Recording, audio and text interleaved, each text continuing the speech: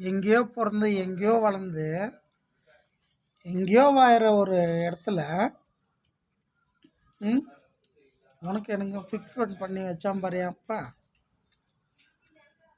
அந்த மூணை கேட்க முடியும்.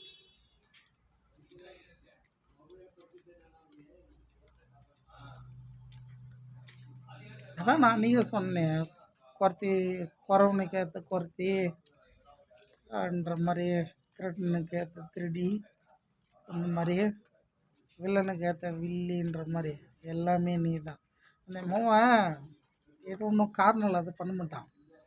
ஆனால் அந்த அம்மாவும் என் கண்ணு முன்னால் கெச்சான்னா வச்சுக்கா, இப்படி தான் பேசணும்னு நினச்சிக்காத. ஏன்டா இப்போ நீ இப்படி படித்து என்னை சித்திரவதை பண்ணுறடான்னு சொல்லி கண்ணப்பட்டு திட்டுருவேன் நான். போனேன் சன்னிதானத்துக்கு போனேன்.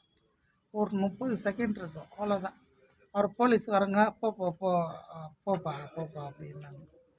சரின்னு சொல்லிட்டு வந்துட்டேன். நான் யாருக்கு எந்த துரோகம் பண்ணல ஜோதி.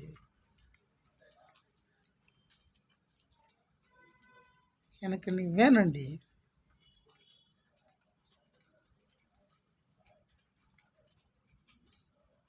எல்லாம் போய் நான் உயிர் வாயிறேன்னா,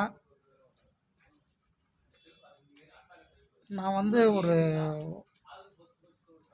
வரமா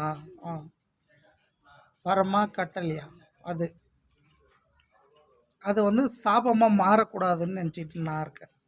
சரியா? அது சாபமாக மாறக்கூடாது. புரியுதா?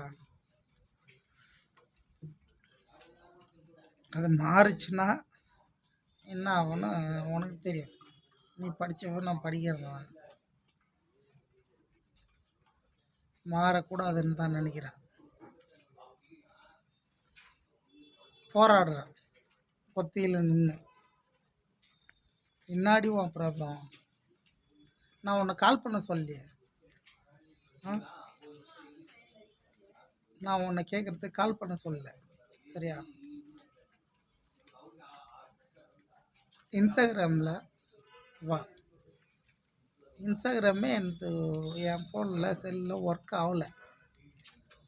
அது சரி பண்ணு. சரியா? நான் யாருக்கு முன்னாடி துரோகம் பண்ணேன்?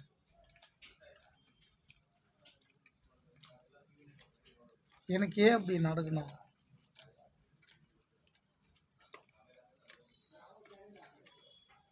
எங்கள் அம்மா இருக்கிற